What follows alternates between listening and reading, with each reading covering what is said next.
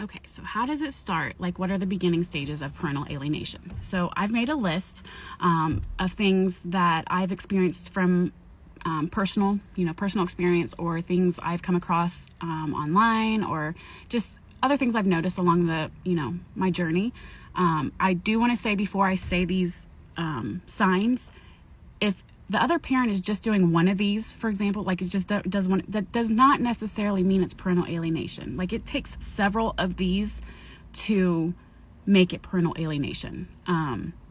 One of these signs that I'm going to give off, if it doesn't necessarily, like, it's going to take a lot more than that basically to turn the child against the other parent. So just keep that in mind. So if your ex makes plans for something appealing during your parenting time, like plans to go to an amusement park or something like that, so they don't want to go to your house.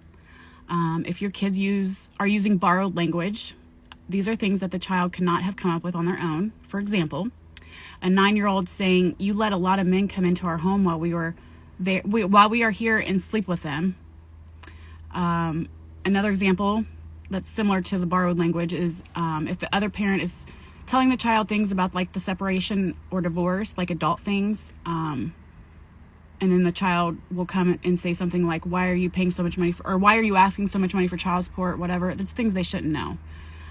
If the child starts behaving badly towards you during your parenting time and they act like they have no guilt about it, in a normal relationship, the child will feel bad and apologize.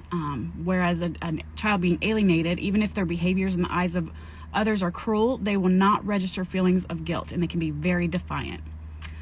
The child may support the other parent no matter what. Even if you provide evidence that you are telling the truth, the child will still side with the other parent. If the child is rejecting the extended family, like grandparents, aunts, and uncles. If the other parent is interfering with your time with several calls to text and check in on them. This could give the child the idea that the other parent thinks they're in danger when they're with you.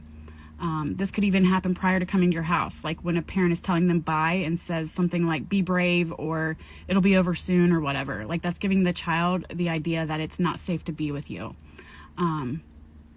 Another thing, if the other parent doesn't allow the child to bring things to your house, like personal things like new clothes or a favorite blanket or favorite teddy bear or something like that, those are all signs that it could be happening. So basically, it's like small brainwashing things that they're doing to the child to try and get them to reject you. So there's so many of these, like, that's just like not even scratching the surface, but it kind of maybe gives you hopefully a little better idea. And if you have any other questions, just comment on this video.